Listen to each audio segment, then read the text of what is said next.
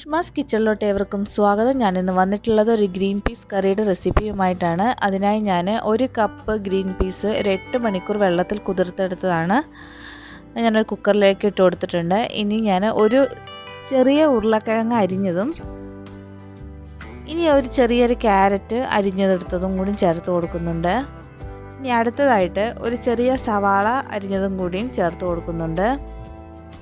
ഇനി ഇതിലേക്ക് ഒരു തക്കാളി അരിഞ്ഞതും 2 വെളുത്തുള്ളിയുടെ അല്ലി അരിഞ്ഞതും ഒരു ചെറിയ കഷ്ണം ഇഞ്ചി അരിഞ്ഞതും ചേർത്ത് കൊടുക്കുന്നുണ്ട്. ഇനി എരിവിന് ആവശ്യമായിട്ട് പച്ചമുളകും ചേർത്ത് കൊടുക്കുന്നുണ്ട്. ഇനി ഇതിലേക്ക് ഒരു 1/2 ടീസ്പൂൺ മഞ്ഞൾപ്പൊടിയും 1 ടേബിൾ സ്പൂൺ ഉപ്പുമാണ് ഞാൻ ചേർത്ത് കൊടുത്തിരിക്കുന്നത്. ഇനി ഇത് വേവാൻ ആവശ്യമായിട്ടുള്ള വെള്ളം നമുക്ക് ഒഴിച്ചു കൊടുക്കാം. ഇവ മൂടിക്കിടക്കുന്ന രീതിക്ക് വേണം വെള്ളം ഒഴിച്ചു കൊടുക്കാൻ.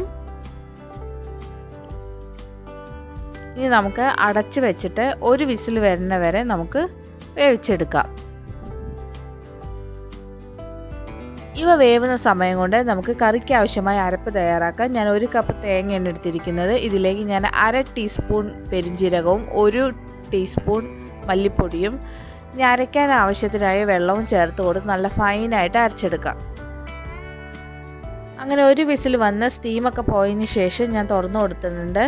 നമ്മുടെ ഗ്രീൻ പീസും വെജിറ്റബിൾസും എല്ലാം നന്നായി വെന്ത് വന്നിട്ടുണ്ട്. എന്നാൽ ഒന്നും ഉടഞ്ഞു പോയിട്ടുമില്ല.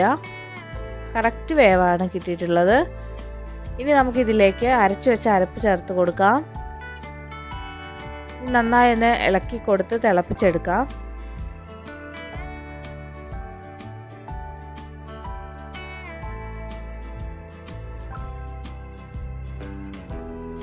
നമ്മുടെ കറി ഇതാ ഇവിടെ നന്നായി തിളച്ച് വന്നിട്ടുണ്ട്. ഈ സമയത്ത് ഉപ്പ് കുറവാണെങ്കിൽ കുറച്ച് ഉപ്പും കൂടി ചേർത്ത് കൊടുക്കാം. എനിക്ക് കറക്റ്റ് ഉപ്പായിരുന്നു.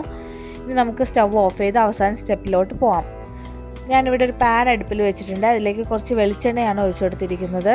വെളിച്ചെണ്ണ ഒന്ന് ചൂടായി വരുമ്പോൾ നമുക്ക് കടുക് ചേർക്കാം.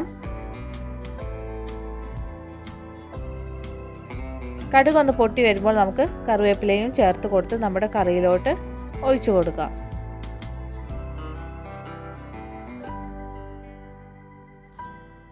ഇനി ഇവയെല്ലാം ഒന്ന് ഇളക്കി കൊടുത്തതിന് ശേഷം അവസാനമായി കുറച്ച് മല്ലിയിലയും കൂടി അരിഞ്ഞ് ഞാൻ ചേർത്ത് കൊടുക്കുന്നുണ്ട്. ഇത്രയേ ഉള്ളൂ, നമ്മുടെ കറി ഇവിടെ റെഡി ആയിട്ടുണ്ട്. ഇടിയപ്പത്തിൻ്റെ കൂടെയോ ചപ്പാത്തിയുടെ കൂടെയോ അല്ലെങ്കിൽ പത്തിരിയുടെ കൂടെയൊക്കെ കഴിക്കാൻ നല്ല ടേസ്റ്റാണ്. നിങ്ങൾ ട്രൈ ചെയ്ത് നോക്കി അഭിപ്രായം പറയണം. ഈ വീഡിയോ നിങ്ങൾക്ക് ഇഷ്ടമായെങ്കിൽ ലൈക്ക് ചെയ്യാനും ഷെയർ ചെയ്യാനും സബ്സ്ക്രൈബ് ചെയ്യാനും മറക്കല്ലേ. താങ്ക്